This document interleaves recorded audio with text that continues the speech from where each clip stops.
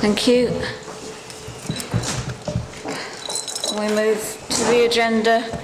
Item 1. Do any members have any personal or prejudicial interests to declare at our meeting tonight? Thank you. Councillor Buckley. I have a personal prejudicial interest in items 12 and 13 due to property damage. Thank you. Councillor Fylde. Thank you, Mr. Mayor. Similar to Councillor Buckley, I have the same personal prejudicial interest in item 12. Thank you. Councillor Armitt. Sorry. Councillor Armitt.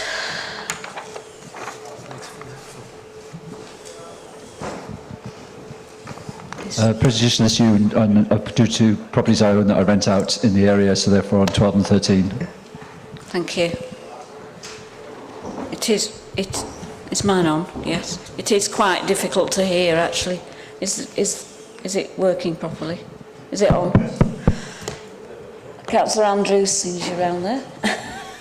I have an interest in item 13. 13, thank you. Councillor Mulholland, thank you.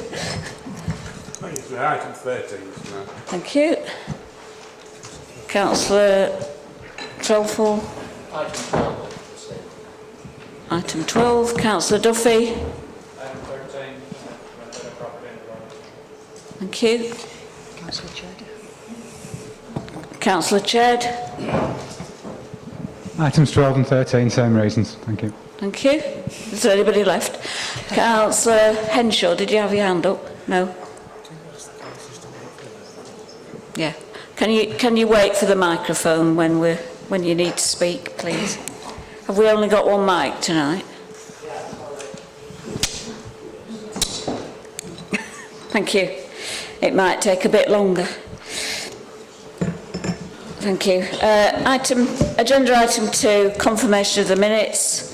I wish to propose from the Chair that the minutes of the previous meeting held on the 2nd of December 2013 be confirmed as a correct record. And I can second those, Mr. Mayor. Thank you. Item 3 is Mayor's announcements.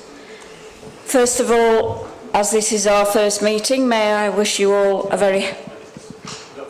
Oh, sorry, we haven't voted on the minutes. I will get this right by the time I finish. Thank you. Would everybody like to approve those minutes as being a correct record? Thank you. Right. Item 3, Mayor's announcements. I'll start again. Firstly, as this is our first meeting of the new year, I would like to wish you all a very happy and successful new year. It looks like we've got a busy few months ahead of us, and I hope we can all work successfully together. Over the Christmas period, we've had many lovely events and visits throughout the borough, highlights being many carol services and mince pies. I never want to see another one. The visit to Clifton Hospital, which was really good, really useful visit. And of course, serving Christmas dinner to the troops, which is always a treat. I'll just finish with asking if you can possibly come to the mayoral ball, would you please support us? I'm more interested in having people there than prizes, because we want it. It should be a really good event. It's at Ribby Hall. It's on March the 8th, and if as many of you as possible could come to that, we'd be very grateful. Thank you. So I'll move on to Chief Executive's communications. Thank you, Mr. Mayor. I have 2 communications this evening. The first one is from Lowther Gardens Trust, who have asked me to read out the following. I felt I should write on behalf of the Lowther Gardens Trust to thank the Council for its financial and administrative support in the resurfacing of the car park at Lowther Pavilion. Although the weather wasn't the best it could be, the work was completed on time and the new markings have greatly improved the layout of the parking bays. The Lowther Gardens are a real jewel in the Fylde Course Crown, and the car park is now a first-class facility for locals and visitors. Thank you again for all your support. The second is MP Mark Menzies has asked me to forward a copy of a communication that he gave to me last week. Members should have a copy of that letter in front of them. It's in relation to question 4 from members of the public this evening. Thank you. Thank you. Item 5, questions from members of the council. There are no questions from members of the council this evening. So we'll move on to item 6, which is questions from members of the public. 4 questions have been submitted from the members of the public this evening, and the Chief Executive will read each question, and then I will invite the relevant portfolio holder to respond. Thank you. Thank you.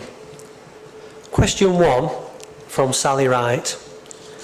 In response to a public question at the last full council meeting on the 2nd of December, Councillor Fylde said that advice is being sought from a specialist government agency, Atlas, to see how to prevent or delay large ad hoc housing development applications coming in from developers who are ignoring Fylde Borough's request to hold off until the local plan is agreed. Thank you. Councillor Fylde, would you like to respond to this question? Thank you, Mr. Mayor. Yes, I recall making that comment at the last council meeting.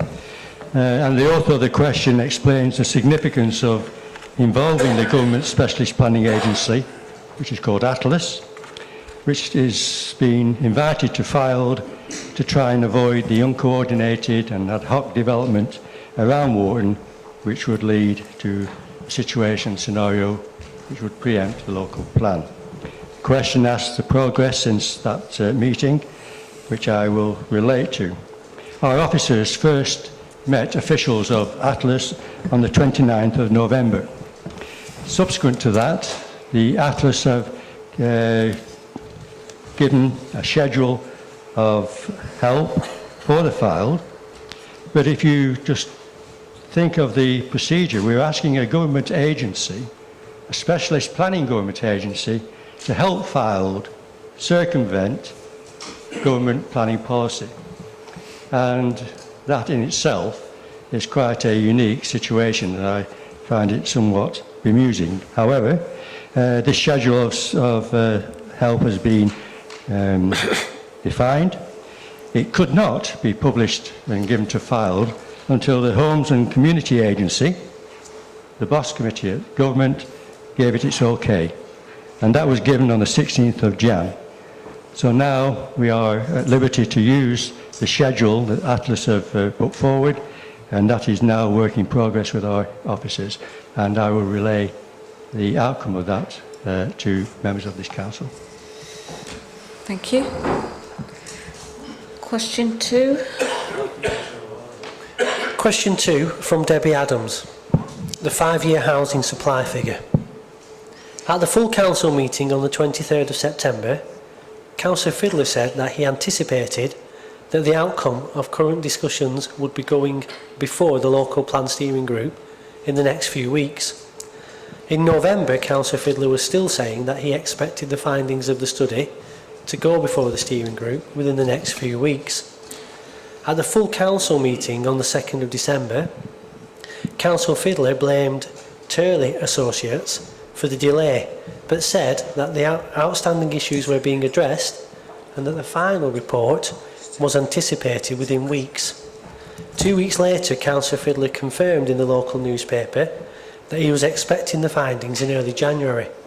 And on the 16th of December, Alan Oldfield wrote on behalf of Councillor Fylde to confirm that he will be keeping his commitment to meet with local housing campaign groups to provide an update on the housing needs assessment early in the new year. We understand that Councillor Fylde appreciates how important this is, but keeps failing to provide an end date for these discussions. Will he today provide an update and also a specific date as to when this will be going before the steering group? Can he also provide a specific date when he will meet with the local housing campaign groups. Thank you. Councillor Fydler? Yes, thank you, Mr Mayor. Well, on this occasion, I am pleased to inform the author of the question and members of this council that the report on the SMAR, the Strategic Housing Market Assessment, is now with Fylde planners. The final draft was received only last week, so this has been long in the coming. The final draft was received, as I said, last week, and initially it is to be presented to members of the council this Wednesday in the form of a learning hour, Wednesday the 29th of January at 6 p.m. in the reception room. Subsequently, it will go before the local plan steering group, and I may add, the steering group with or without Councillor Collins. And as soon as councillors have had time to digest the report, then I will invite the various housing campaign groups to the town hall for further discussion with them. Thank you. Thank you. Question 3. Question 3 from Fred Moore. In 2001, the council distributed 34,000 leaflets to Fylde households, seeking views about alternative governance systems.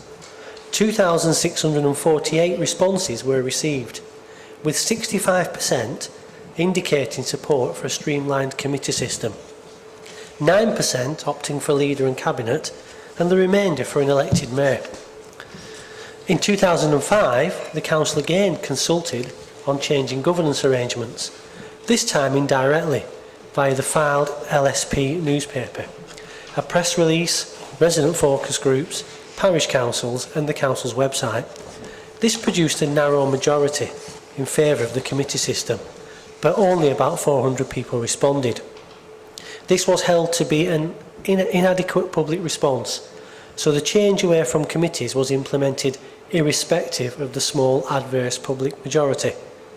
Given that 4,600 people have recently signed a petition supporting a change back to the committee system, and that number is 10 times the council's survey result from 2005 and almost twice the 2001 response, when all Fylde councils were invited to comment, does the council intend to consult the public, the petition organisers and Fylde's parish councils before finalising its view on the governance arrangements that should be proposed for implementation in the event of a change vote in the referendum?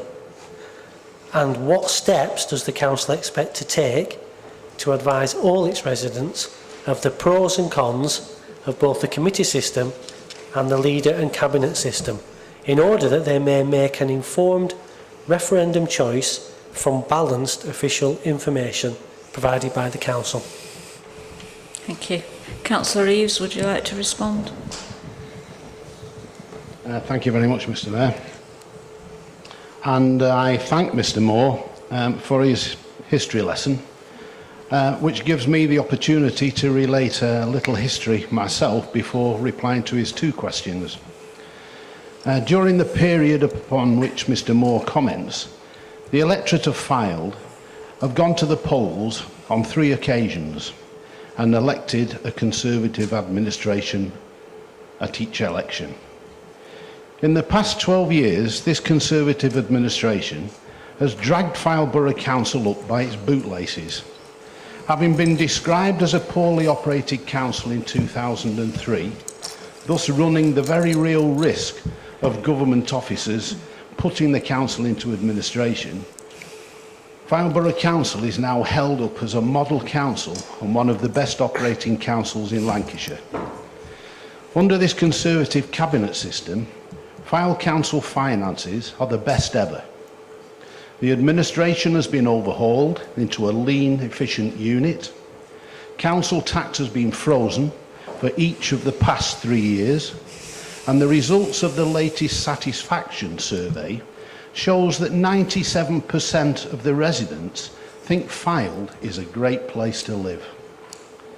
This makes it even more incredible that this is the only authority in the country where a referendum has been requested by other than councillors within that authority. I leave you to draw your own conclusions. However, this referendum will now take place at a cost of £54,000 to the residents of Fylde. There will be additional costs, annual costs to Fylde Council, and therefore Fylde residents, in staff resources if the proposed referendum is successful and the committee system proposed requires more than the Cabinet and 8 committees that Fylde currently operates in its day-to-day working of the Council. The Council will have a special meeting in February to consider and agree the broad shape of how it would organise a committee system of governance should the referendum deliver a yes vote. Due to limitations in complying with legislative timeframes, there will be no opportunity to consult in advance of February. However, if a yes vote is the outcome of the referendum, the Council will then consult with stakeholders regarding the implementation of a committee system, for example, terms of reference, etc., and any information released by the Council will be in line with regulations and any information will be factual. Thank you, Mr. Mayor. Thank you, Councillor Reeves. Question 4. Question 4 from Jessica Ashworth. Deputy Chair, Brining with Wharton Neighbourhood Plan Steering Group, Wharton Enterprise Zone. Fylde Borough Council's Employment Land and Premises Study was one of the key documents used to underpin the draft local plan. It made great play on the fact that economic development and regeneration can be enhanced through investment in the built environment and business premises in a number of local centres, including Wesham, Kirkham, Freckleton, Wharton and Lytham.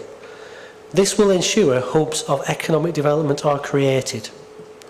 In addition, the document stated that the enterprise zone will create 500 new jobs by 2015, with further growth beyond. These are 2 of the major reasons why Wharton was identified as a key service centre and also as a strategic location for development, and which has opened the floodgates to developers. Wharton has embarked on its neighbourhood plan. As part of that process, Wharton's Neighbourhood Plan Steering Group are both required and empowered by the National Planning Policy Framework to ensure that the plan supports sustainable growth and expansion of all types of businesses and enterprises within the parish or neighbourhood, identifies suitable or alternative areas for any new housing within the parish neighbourhood, optimises the potential for mixed use of sites within the parish neighbourhood. Significantly, Fylde Borough Council's Employment Land and Premises Study identified Wharton as having no available industrial or warehouse space to accommodate expanding local businesses or encourage new local business entrepreneurs.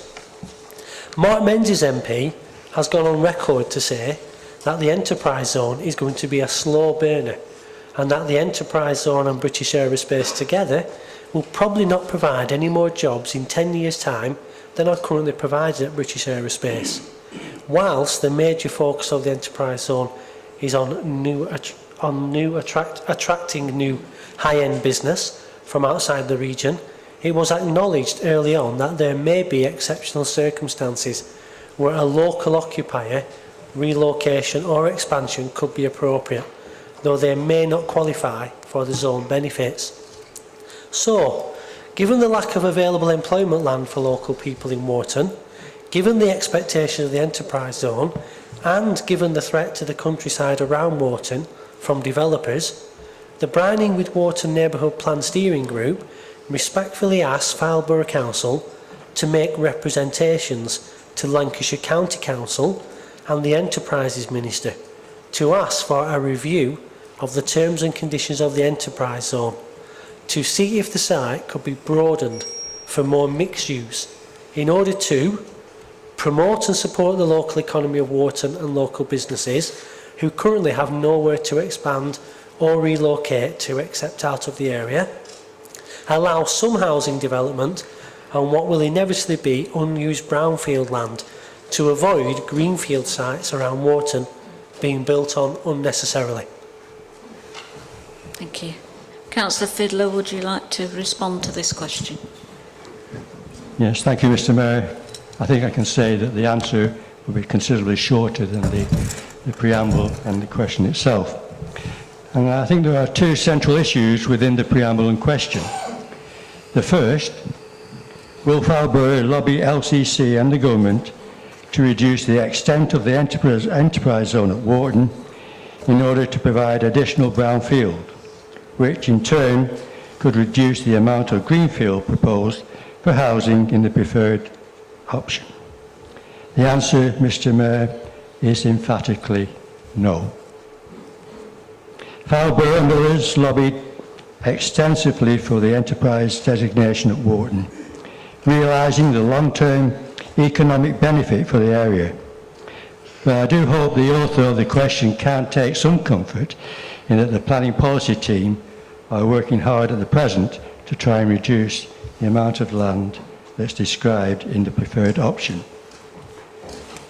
The second aspect of the question is simply this. There seems to be a misconception that Wharton was only identified as an area for residential growth because of the enterprise zone.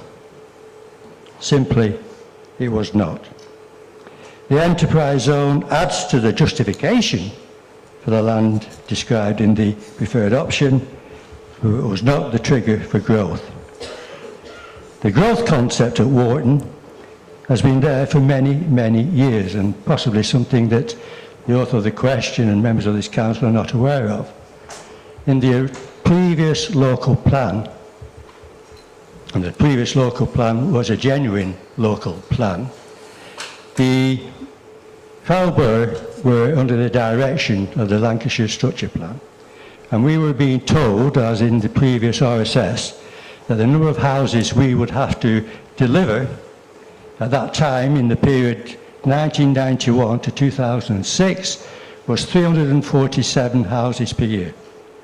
And as a consequence, and of course you realise what the RSS was 306, and as a consequence of that growth agenda then, Fylde allocated housing at Wharton. And if it hadn't have been for the moratorium that was introduced in 2005, I am sure and confident that there would have been significant development at Wharton by now. In the recent Mowbray Lane public inquiry, the inspector addressed this issue and stated that the policy SP1 of the previous Fylde local plan described growth, residential growth at Wharton and at Wesson in terms of the need simply because of geographical positions throughout the rest of the borough. So, Mr. Mayor, that is the answer to the question. One, growth at Wharton is not directly related to the enterprise zone, and two, we are certainly not going to lobby the LCC or government to in any way diminish the enterprise zone that's so described. Thank you.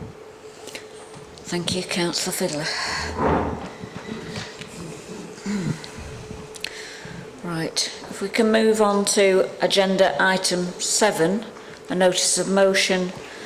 Councillor Peter Collins, I believe you have a notice of motion.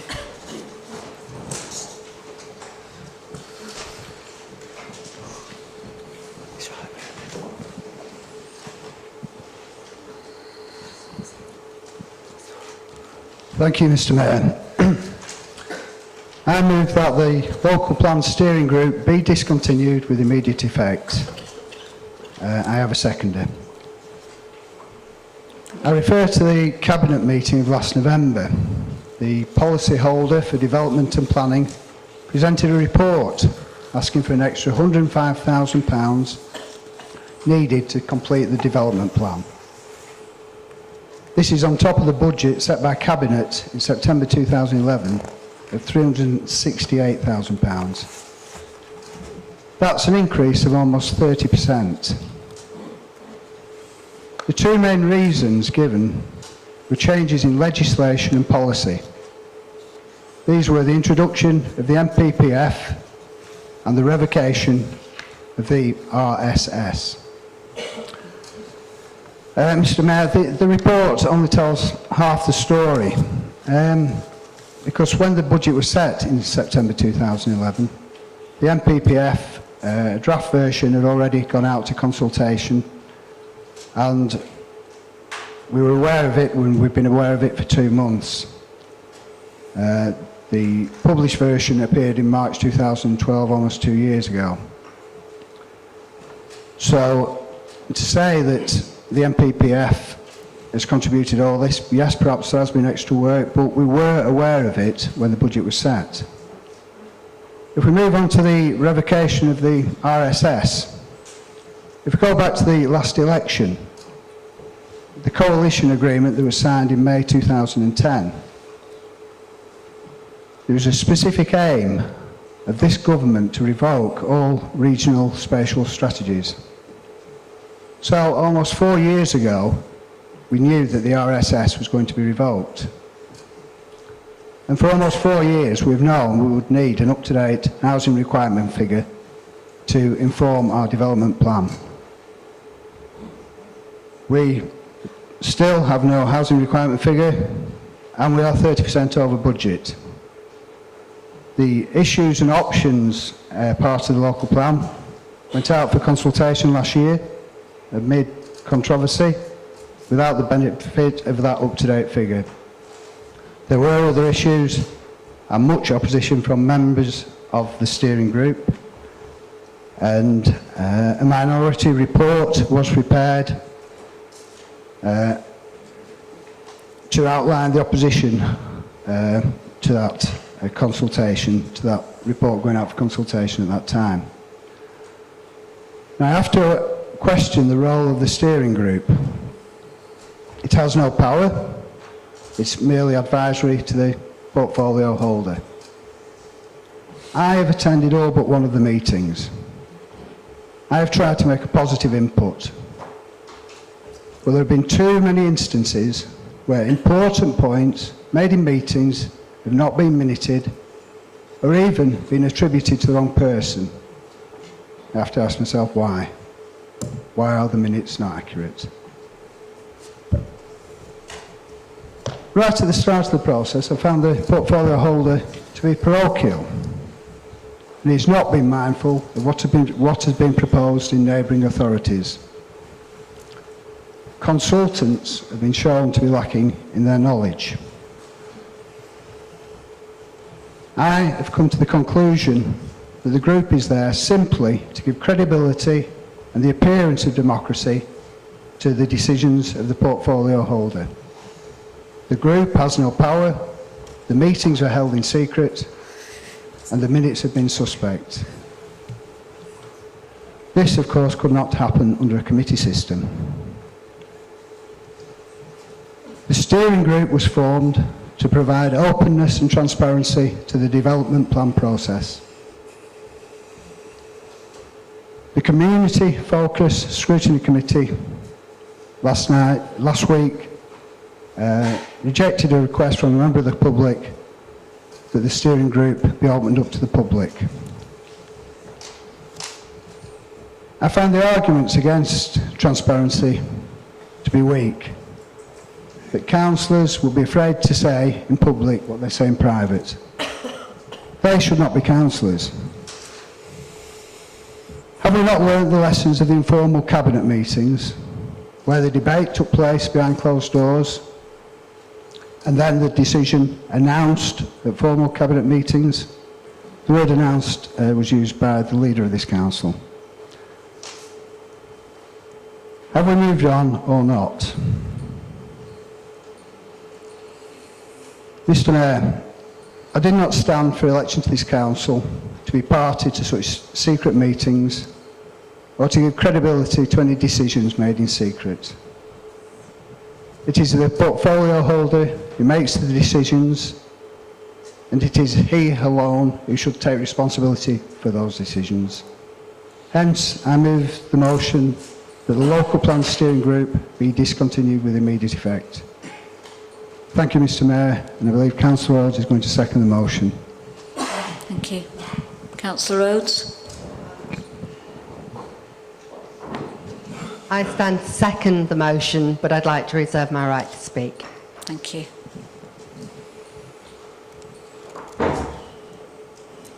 Does anybody else wish to speak? Councillor Armitt?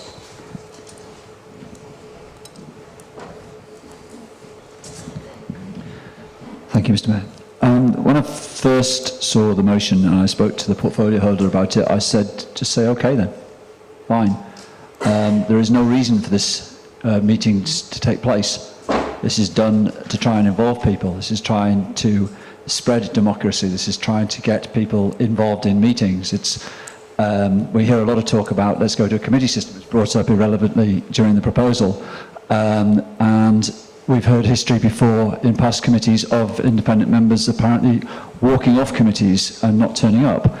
This is a group that's been set up to allow people to get involved. It's not a formal meeting. It doesn't have to be formally minuted. The portfolio holder has the right to do anything on his own in this if he wanted to. But instead he's chosen to engage people in it. He's chosen to bring people involved and he's chosen to open it up. None of which he had to do. I've attended quite a number of these meetings. They've become quite heated. They've become varied. It's given people who are not on the DM committee and are not trained in DM the opportunity to get involved. I think when you start saying you bring in expert consultants and they don't say what you like to say, therefore they're not good enough, it's just getting ridiculous. We have meetings with groups of people that enable us all to become involved. If you don't like the outcome, that's a shame, but we are unable to talk and be involved in them. Thank you. Councillor Mulholland.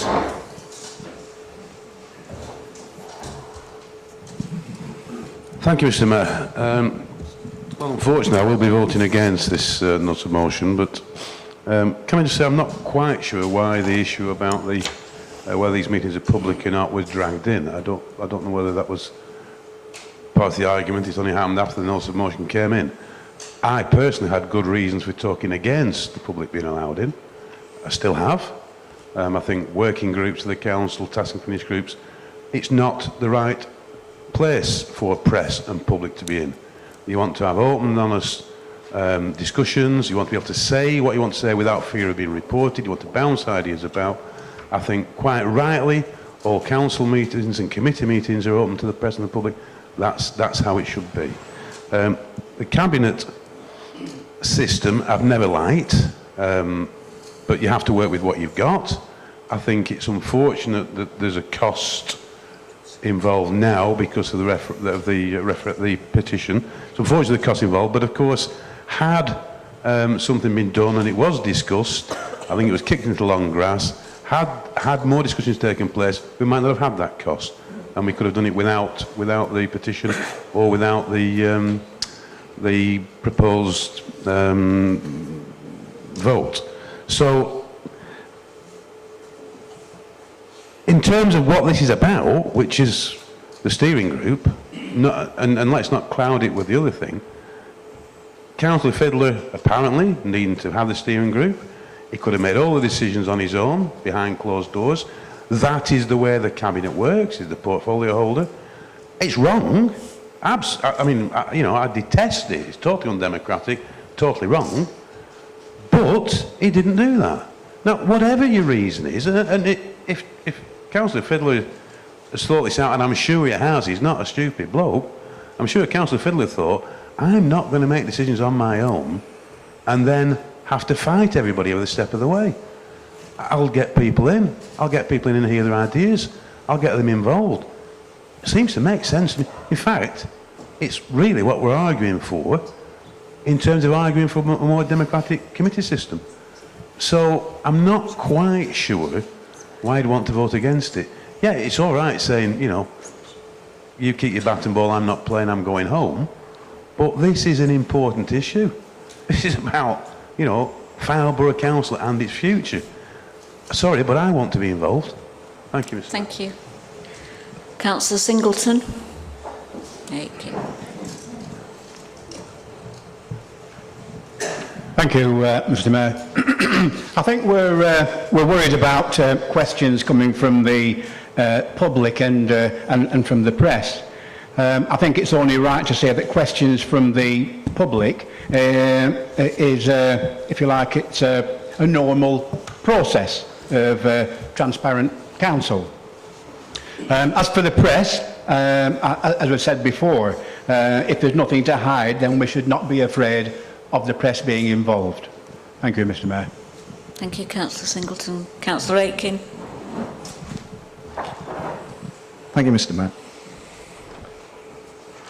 I'm presuming that Councillor Collins and Councillor Odds will be resigning from the steering committee if the vote goes against them. I personally think the steering group is a very good idea. We are at a very busy time in the council, and it's a shame that we've not had very many in the last few months. But I certainly do not support this motion. Thank you. Thank you, Councillor Aitken. Does anybody else wish to speak? Deputy Mayor. Thank you, Mr. Mayor.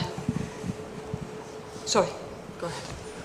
I don't want to add a great deal to what's already been said, but I feel that we've often had debates about inclusiveness and being able to take into account views from a wide range of members. Here we have a non-statutory body, we don't need to have it, but it's there. And it's there for everybody who is a member of that particular group to express their opinions. On many occasions I've heard Councillor Collins and other councillors express opinions that I don't normally or perhaps would share or agree with. But it's made me think. It's challenged and questioned some of the things that I have believed in. And I think that what this particular committee does, although it's really more of an informal group, it's an opportunity to have a dialogue with the portfolio member, which of course means that even when I express a view, it may not always be reflected in the decisions that he takes. But I do think he listens. I do think he takes into account views that are expressed, and then, within his statutory responsibilities, he makes his decisions.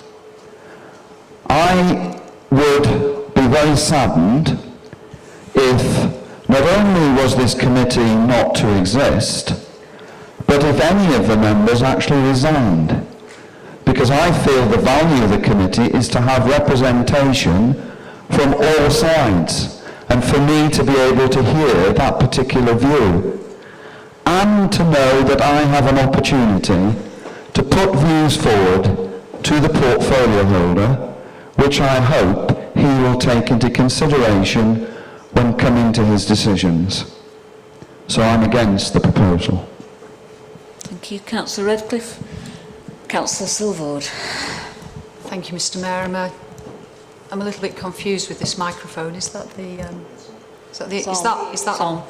Thank you. I attended one of the local steering group meetings, and I appreciate that I wasn't allowed to speak and I didn't have the paperwork. What I witnessed that evening was heated discussion by all sides, and one of the members on the steering group brought to the attention of the other members the fact that the Kirkham Triangle was included. This resulted in heated debate, and the majority members, if in fact I think it was unanimous, not sure in saying that whether Councillor Fylde agreed on that vote, but the officers were tasked to go away and have a look at this and have a look at the situation with the triangle. The next thing that happened was that the triangle was included in the local plan and went out to consultation. So therefore, the point I'm making, on attending one of these meetings, sitting at the back of the meeting, what I was very confused about is why the officers didn't come back to the local steering group with that information they had been tasked to give. I find that unprofessional, and I find that disrespectful to those councillors sitting on a steering group. What is the point of having a steering group if it's there in name only? Because to me, again, as an outsider, it would appear that the portfolio holder, even though we're being told he has actually the statutory right to make these decisions on his own, but wants to make it appear that he's bringing all his members in. If that's the case, certainly to an outsider it would appear that if the portfolio holder isn't hearing what he wants to hear from his members, then it's simply, well, I'll throw my toys out of the cot and do what I want to do anyway. Thank you, Mr. Mayor. Thank you, Councillor Sword. Does anybody else wish to speak? Councillor Duffy?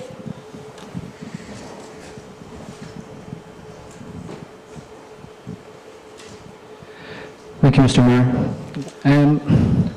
I understand and share some of the frustrations of some of the people on the local plan steering group.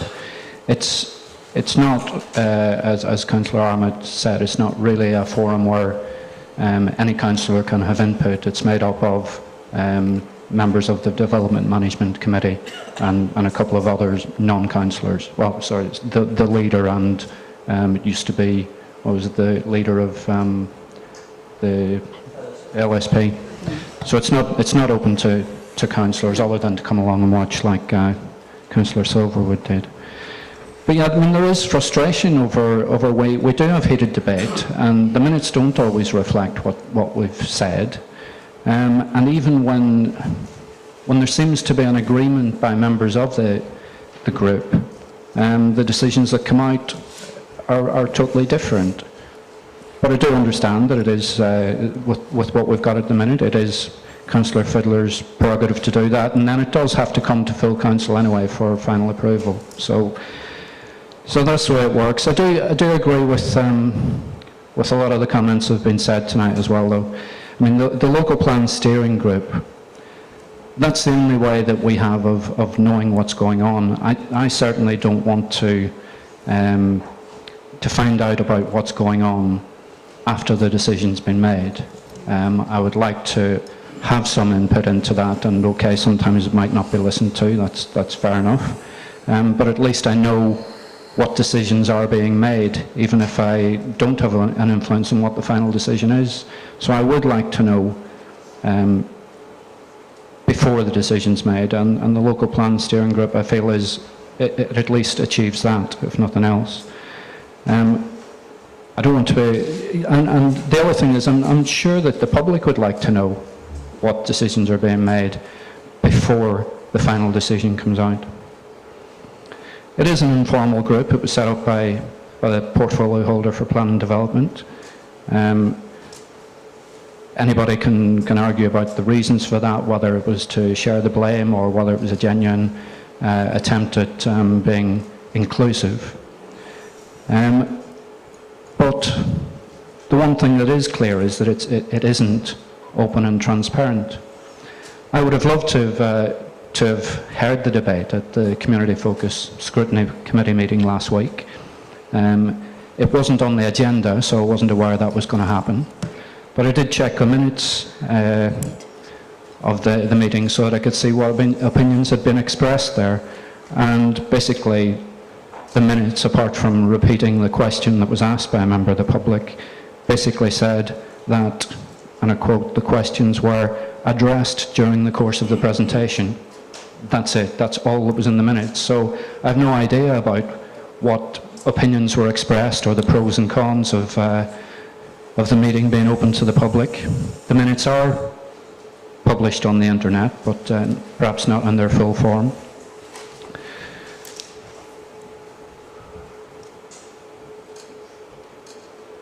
As far as I understand it, one of the arguments against the local plan steering group being open to the public is that it would prevent or limit free and frank provision of advice and free and frank exchange of views. I don't see why. I don't follow that argument at all. I mean, we're here tonight at full council, having, you know, and I'm sure everybody here feels quite happy to give their own views, and I don't see why it's any different at any meeting at all. In any case, I think that would be outweighed by the fact that the local plan is something that is very, very important to lots of members of the public. You know, we all know the level of interest that's been shown in it. Even if there was some, if we did lose the ability for some councillors to speak openly and frankly, would that not be outweighed by the benefit of the public being involved and hearing the discussions going on, rather than just hearing a decision come out and not really having had the chance to hear the arguments that resulted in that decision? I think the benefits of it being open and open to the public far outweigh any negatives that there might be. Otherwise, you know, I mean, would the same councillors want full council meetings to be private? I don't really see the difference, and I don't really go with the argument that councillors wouldn't be able to have a proper discussion just because there's somebody there and they might hear what they say. I don't believe that at all. So for that reason, I would like to propose an amendment to Councillor Collins' motion.